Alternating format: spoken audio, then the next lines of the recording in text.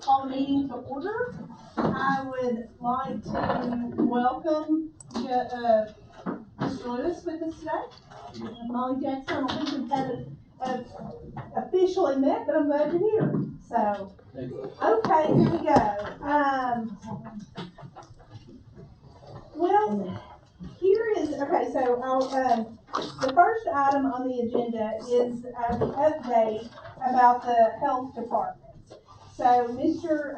Aaron Ruby, who is the architect for the courthouse, has taken a look at both health departments with a structural engineer and have found that the buildings are structurally sound and thinks that we can renovate them. Since we are creating a new committee with the CARES money, I don't know, I mean, we can talk about it, or we can just wait and talk about it tomorrow. Do you have any information that you'd like to give us, Judge? Yes, I do. Thank you, Justice Jackson. And correct me if I'm wrong, you said CARES money, which kind of got me. Is all that lumped in, CARES money? Okay. Yes, the $8 million. I guess the CARES money, the ARP money. Right. Money. Okay, I'm calling it the wrong thing. ARP money. So. And they are vastly different. That's the only reason it got my attention. Listen. I would like to start with the update on the health departments.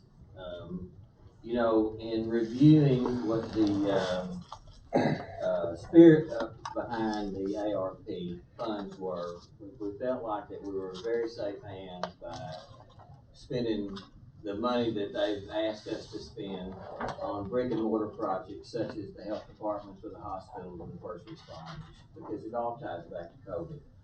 And originally, the first packet of information that they sent to us was about 123 pages, I believe.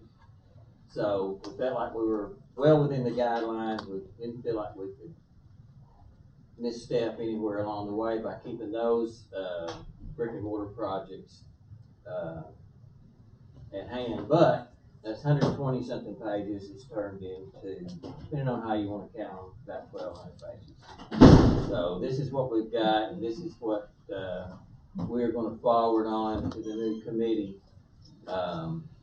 This has been boiled down to get rid of some of the information that was addressed twice. So I think we've got a fairly simplified approach to the guidelines. But in looking at the plans that Mr. Ruby had come up with, we have since found out, and this is through talks with Lindsay Holloman, which is the consultant for the Arkansas Association of Counties that's going to oversee the spending of the ARP money. So, kind of get right into it. We went through the building more than once, met with the director several times, got an idea about what needed to be done. Buildings are in pretty good shape, although they are 20 years old or more. They've done a fantastic job, especially in the last 3 years, about painting and keeping up and keeping the buildings in good working order. But when the renovation got brought up, and I'll just give you one area to let you kind of get an idea about how the rules have changed, is that they have a kitchenette in both of those buildings. The ARP funds, it would not be applicable to use that money to renovate that part of it. Possibly the sink, because you'd be washing your hands in that sink, or at least one of them, but not the floor and not the area around the sink. So what has come in as a kind of a broad approach to using the money now has got very, very, very bureaucratic. And it doesn't look like it's going to get any better. That's the way it's going to be. Not only does it have to be tied back to COVID, but I mean, it has to be a definitive tie, not just something close. So there are many areas in those buildings, and one of the most probably best places to spend it, and it was stood out to me immediately, was they do have a room that is set up for vaccines. Right. and temperature controlled and all that, and it needs extensive renovations for that area, so, we're going to have to step back and now look at it again. Right. The parking lot did not, did some of the other areas did, it got to be almost one of them. Okay. So, just a little bit on that. Yes, so where the vaccines are kept, yes, there needs to be some, they don't have a separate heating there. They need, they're warm, and so they would need some renovations there, and also the coolers need to be updated. I feel like what the, labs would probably qualify, is that correct? Correct. And then, maybe, so just briefly, I had, before the conversation, that you guys had with, Ms. Holman, I talked with Aaron just a little bit and said, it looks like we'll be, partially funding it through this, and partially not funding. One of the things that he did talk about, in the preliminary work that he gave us, it had parking, but did not have like covered parking or a drive-through parking. So I thought maybe if we went back to relook at that might be something that could potentially be covered with the ARP money. Yeah. So there's so anyway, I think you're right. We're just gonna have to go back and look at it. I feel like it's still a great project. It's still doable, but just gonna be a little bit more tedious than we once thought. So, but the good news is both the buildings are in pretty decent shape, and he had some good ideas on how to make them, good for the next 20 years or 25 years. So, so we'll move along. I did receive some information today and yesterday on the courthouses that I'd like to share. So that we'll just put that under old business. So there's one. Basically, the last pay app for the Osceola Courthouse has come in, and it's for $22,401.91, and that will essentially complete the Osceola Courthouse project for this part. Aaron says this is essentially 100% complete minus retained age, which we will send when we have received final closeout documents on this project, such as a warranty statement, release of liens, consent of surety, things like that. So that's the project. It's a great project. It's done, came in, wonderful, and I think he's given us some priority list as to how to continue on that project in Osceola, which I think, looking at it will be much like the health departments, don't you think? We'll be able to use some of the ARP money in Osceola. Oh, yes, absolutely. I think the HVAC, as of right now keep in mind, with 123 pages when we started, they're not anywhere near done. Yeah. So what falls within the guidelines today may not fall within the guidelines tomorrow. Right. So we are hopeful the HVAC, there's some hot water issues down there that we feel like could potentially get. So again, I think he's done a great job outlining, kind of prioritizing some of the future projects with the Osceola Courthouse. And so we'll just, as the ARP money, as we kind of get into that, we'll look to see where we can go with that project down there. So the first part, or the actual, what am I going to call it? The tax, the bonds, is that what I should call it? Bond issue. The bond issue is 100% complete, but certainly doesn't mean the project is complete and over. There's still lots to be done. Lot of work in Osceola left to do, and I'm hoping that we'll move forward until we just keep getting more work done, whatever it takes. We need to put it back in good shape too.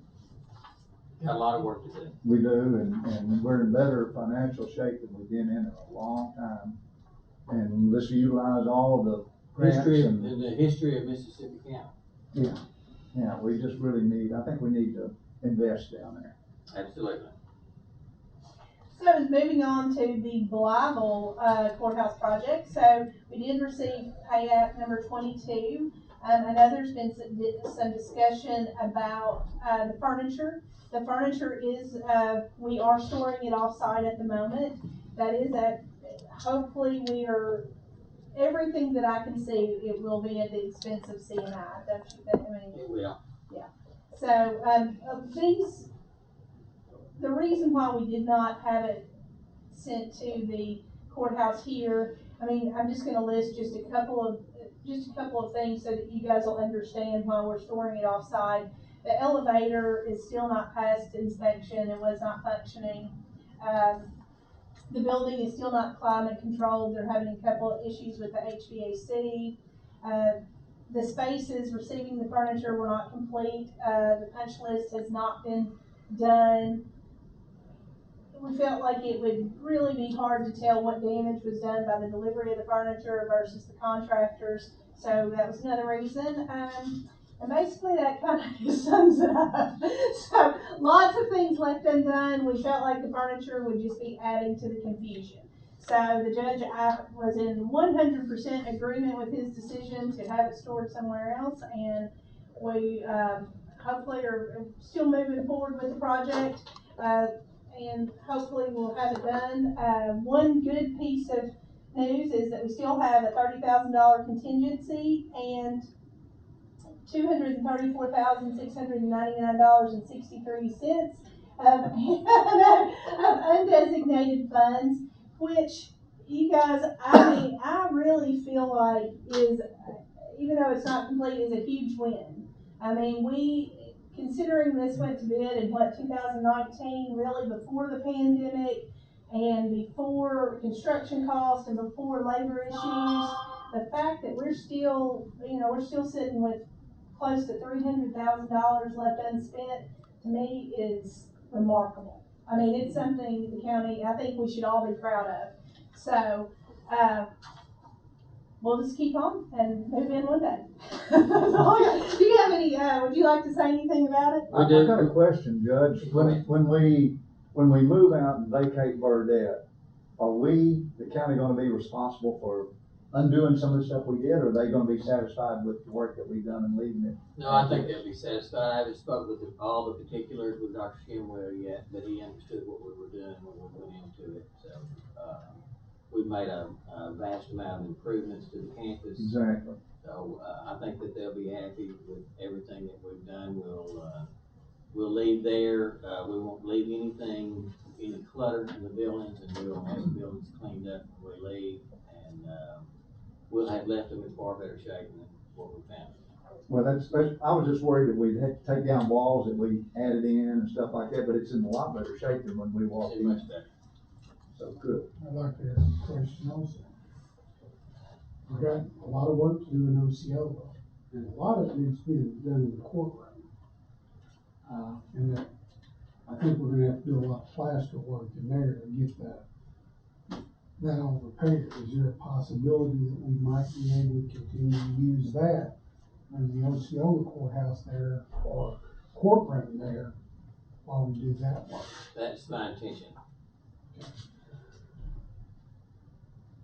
Another question for you. I know that we bought all new furniture for the courthouse. That's great. Do we have to do something with the furniture that we moved out there? Yes, we'll have to do something with it. That's correct. Do we have any idea what we're going to do with it yet? Well, we'll find it a new home. Because I don't like to wait till the last minute to figure stuff like that out. Yeah, but if you think about it, really at this point, I think you signed the agreement. I know it's for $1 for the entire year, I think. But if we were to do some improvements in Osceola in the near future, all that would need to stay anyway. So if they moved there, so I don't think we'll do anything with it. I just thought about it the other night. Actually, it's already in the Osceola district. I know we had to have a special thing so we can use it as the Blythe courthouse. Mm-hmm. It would just be easier to, especially with the courtroom, if you're gonna have to continue to have court cases, keep it right there. and use it as a. Yeah, and that's my understanding too, is we'll continue to use that building right now until the schedule is played out. And that schedule, it runs quite a bit into the future, so. But I have not been able to tell the court system when they could start booking cases there, because we don't have a definitive date as of right now. And, until we get there, until we get comfortable with that, and I honestly believe that date will come when we actually start moving into it. Yeah. I think you're right. Let's see, any updates on the farmlands? Yes, I spoke with, Mr. Wolford this morning.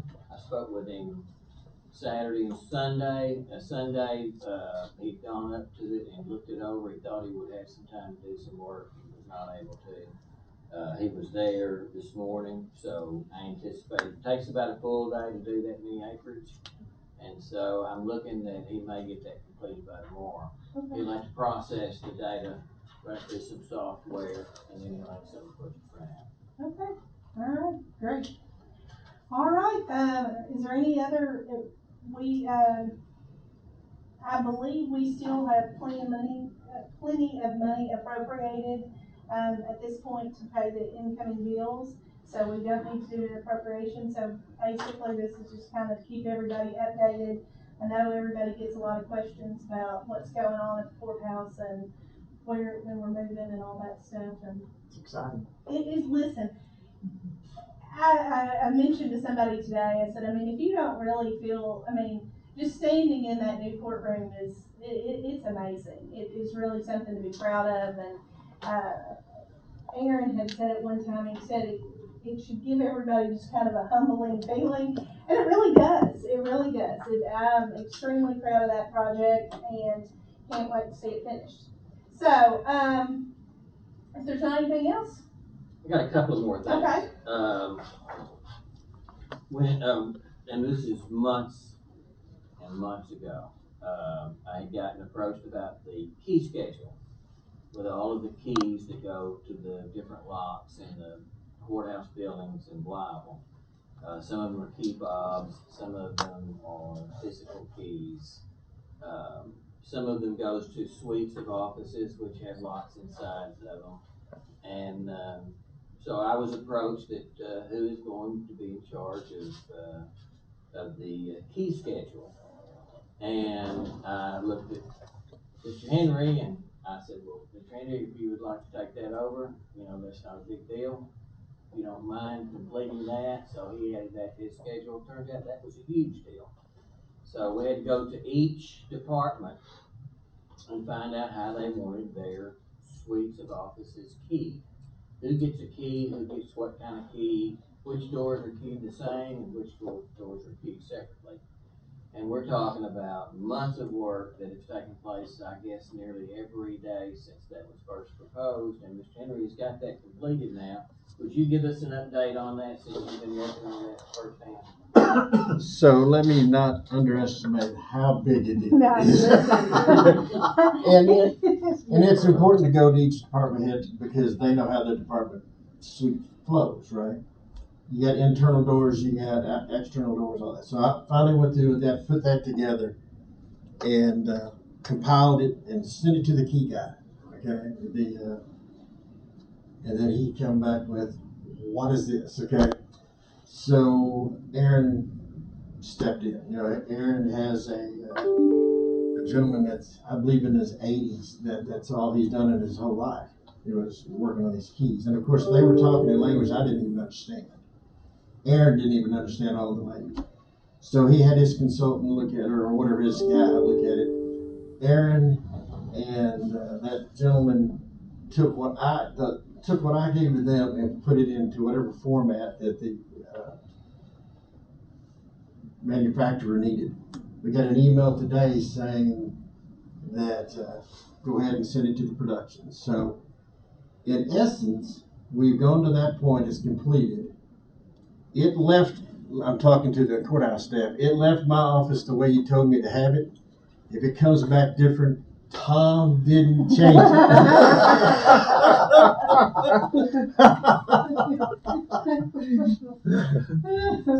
So there's a lot of keys and there's a lot of ways to move around. I'm telling you, when you guys started talking about it, and you're right, it has been several months ago. I mean, I thought, oh my, this will be something. So, yeah, whoever I the. would have put that on Miss Jenny if I'd known what we were getting into. So, good job. It was, so that has been completed. That was a huge milestone. Also, we got, a disconnect notice from the energy company of Osceola Courthouse. It appears that was due to some miscommunication between the billing agency of the energy company, the contractor, and ourselves. Spoke with the contractor this morning. He let me know that they were taking steps to alleviate that right then. That was about 8 o'clock this morning. Do you believe that? Do you think that happened because we're past our finish date or contract date? I think we felt like. No one ever said that, but that certainly is a possibility. That sounds right. I don't know why. Either that or it could have just been the mail. Yeah, but, so I think the actual end date, what was like November 4th, maybe? Is that when the contract date? Or actually October, end of October. Somewhere right there. So we are in the past, I guess, past stage of it. So We are. Anyway. So anyway, that, I believe, I've not talked to him since early this morning, but, and Mr. Henry, you got here on my notes, and I know we went over this early this morning, but you got an update on the conference call. Is that the one that had to do with the, insurance? No, that's the one that, the three of us were in with Lindsay. I put this on all of these here so that we can address the things they brought up. I see. In each respective community. Right. Yes, and then when that conversation took place Friday, 4 o'clock? Yes. And so, Mr. Henry and I went over that. It was much more than what these conversations have been in the past, so things have changed.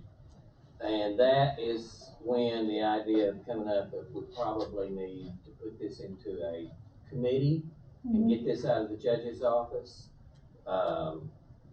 And so we began talking about that. I think this thing would be much more productive. I think we'd exchange information much easier and move quicker if we put this in committee. So the quorum court members that have agreed to take that committee is Justice Cullum, McDonald, Jackson, McCallahan, and Nangett. And so I'm grateful to all of you that's going to take that position. It's going to be a pretty arduous job and frustrating at times. And so that's why we went ahead and printed out another one of our manuals to kind of get everybody updated. And when y'all do meet, and you'll elect a chair, and I'm going to caution you to elect a chair that's got some time to work on this. And there'll be a lot of emails and a lot of interactions in it. So I think we've made the best choice there that we can to make this as easy and exchange information. Mr. Andy, you were in on that conference call, I was not. Well, one of the things that, listening to what you've said today, and then Peggy, I'll pitch to you in a second, is that when we say it can't be used, that Lindsay said it couldn't be used with ARP money, there are some things she said could be used with the revenue replacement money. Because that's what you moved over earlier, that has a little less stringent on it. So keep that in mind, committee, whenever you're looking at, but it went all the way down to, justifying, like he said, the sink, yes, the floor, no. The lights outside for security, that was a yes, because we extended our time. And so therefore extending the services. Well, there you go. Look at that. Correct me if I'm wrong in the memory here, Peggy and Kelly. A self-standing building for like COVID testing or whatever was a no. Really? Because it has to be an adaptation to existing building. But if you wanted to do like something, like a window off of, yes, and that would be yes. So it's really, really particular. Okay. And then let's see what else. HVAC. She said that, and this is, I'm getting ahead, but the courthouse in Osceola, I asked specifically about that. If that would be, And that would be, in April or March, it was not qualified, and now it is. The labs, of course, anything to do with labs was good. Peggy asked if that bill in Congress that reduces the restriction on the first 10 million had passed. Has not. Did she anticipate? She said she did not expect it to pass before the end of the year. She said that they were cool on it now too, so who knows what the future holds. So on the revenue replacement, are we able to do that every year, or was that just a one-time? No, we'll be able to do another, calculator next year. Okay. She mentioned the deadline on when it has to be spent, when it has to be completed. What else do y'all remember that relates to health unit? The health unit, about handing out supplies. Okay. That was, So it could be a short-term purpose and then a long-term purpose. Is that what you're saying? yes. And she said, like in the lobby, like renovation in the lobby, she said, because she didn't say you would have to put up petitions, but, you could tie that back to COVID by saying you needed to expand the lobby, for distancing, or put up petitions, you could tie it back in. I mean, everything she talked about was, it had to be tied back into COVID. Well, and so in the Bible unit, and honestly, if we go very far, we may need to include Aaron in on these discussions to see, because the Bible unit, the workspace, what I understand, everybody that comes in would like to social distance, but also I guess the receptionists and the people working there, there's absolutely no social distancing. I mean, they are on top of each other.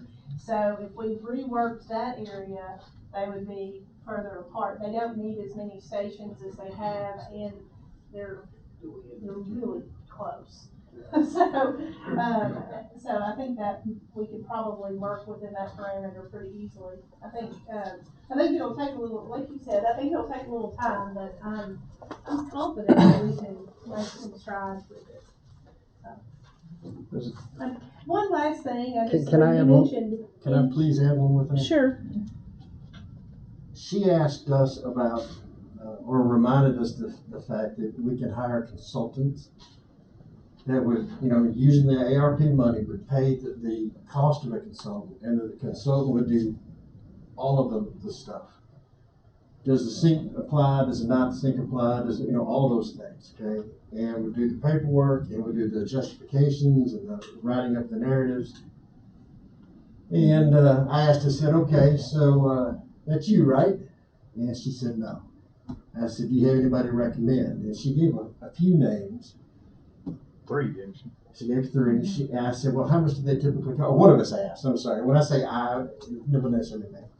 I said, how much do they typically cost? And she said she thinks that they're charging typically between 1% and 5% of the amount spent. Of the project or of each individual? The impression I got was that the amount the county spends total, right? I mean, is it what the amount of money that the county was given? Is that the way you took it? I took it as 1% to 5% of the amount that goes out total. So if we got 8, we spent 8, then Or that they consulted on that was actually expended. right. But they, they take care of all of it. And so I kind of talked to Peggy, and I said, listen, you guys have your regular business that you're doing, you have your insurance business you've gotten into now, and the ARP, what do you think? And so I just wanted to pitch the fact that that is an option that the county might want to look at. I think that new committee ought to be really seriously looking at that and vet the 3.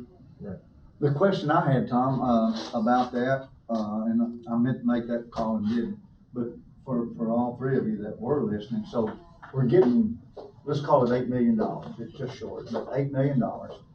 We've already committed 1.4 that we're transferring out to the revenue replacement fund. We anticipate doing some amount for 21 also. call it another 1.1 million, just to make it an even $2.5 million that'll be in the revenue replacement fund separate from the CARES Act.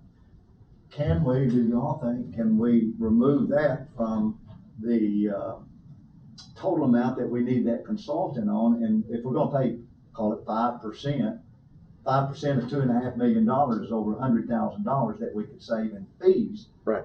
If we don't need them on the revenue replacement fund. So my question was, do y'all think we'll have to have them on the revenue replacement fund, or can we save that $100,000? Depends on the Does that make rules. sense, Judge? Right, but unfortunately, if this continues to grow, what is appropriate and acceptable today may not be next week. Is that on CARES or is revenue replacement or both? That is just that is the American Rescue Plan. Okay, that's CARES Act, yeah. But so the the replacement fund is, revenue replacement is much more lax.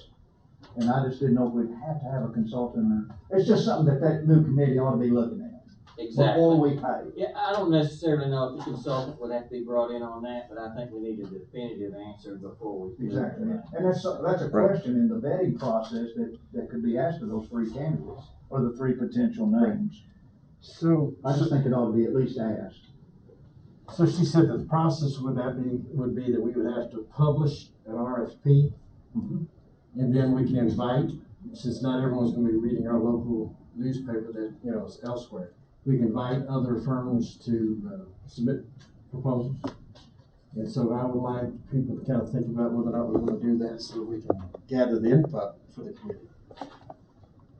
We have until 2026 to expend this money. I think waiting is going to be better than hurrying into it. I know some of the counties has already spent some money that is not going to be under the guidelines that we have today. So They're liable. So I think we probably need to go slower rather than faster. And hopefully we'll get some definitive information before the end date. And although right now the way it looks is the end date will probably be extended. She did say that she is strongly encouraging the counties to use Consultants. Yes. Well, I don't think we got a choice. I think we really need to do it. It'll be difficult to go without it, especially if they get more stringent with the rules. It's just insurance, it's protection. We want to do what's right, and that's the way to do it. Well, we can show our due diligence for sure about doing it that way. Absolutely. So I think that's a good job, I think, for that new committee to tackle. No, I agree, a consultant, so her fee, I'm guessing that comes out of the ARP money? Mm-hmm. Yes. So, okay, so you can pay a consultant to spend the COVID money, so. Reduces the number of guidelines. So, Great job. yeah, so that qualifies. No brainer. That one qualifies. Okay. One last thing, you mentioned insurance a few minutes ago. So, do we currently have any insurance on the furniture where it's being stored? We do. Okay. I just saw that. I believe it was, we arrived at $700,000. Pete, does that sound correct? I'm sorry. On the Insurance on the furniture furniture. that's in the storage. Yes. Okay. And the premium, I think, was $3,000. I've been checking on it, not every day, but just like after it rained, I went up there and make sure that none of it, that all of it was dry and the HVAC was running well and the building was secure. We also added some capital investments to that building, we upped the security, things like that would help protect us. Okay. All right. And again, all of those costs will be back. Will go back to CNI. Aaron requested a copy of that insurance invoice yesterday, and any others that we have, that's all. That's the only invoice I have. So he sent out a notice of, what was the term? Notice claim, and it had that insurance, to it, so he got it. Now, I did make a deal with the contractor and those capital improvements that we're making along the lines of security and things, that I'm not gonna charge them because the building needs it anyway. Are we charging them a rental fee or No. Okay. So we really are working with them quite a bit on it. We put additional security. So we have to and speed it up like fire, things like that. So again, in that notice of claim that, Mr. Henry just mentioned, those were that's where those points that I listed, why we made the decision to store offsite, we made that known, and why we made those decisions, and that we do expect them to reimburse us or for any. And I spoke with the contractor and he agreed. I mean, would you treat it like you do your own house and use renovating, you wouldn't want your brand new furniture to come in while they were painting and because you just have more liability to. Well, and right, and then then you start thinking about trying to work around that, so, I mean, it just seemed like a terrible idea. I'll go from the code enforcement point. Every time you set furniture in, somebody's gotta come in and move it, so I can get to every outlet, check it, because that's gonna be another issue. Well, okay, anything else? Not for me. All right, well then, that is all I had. Again, we are still sitting under budget, so that's good news. So I will adjourn the meeting and turn it over to Justice Ash.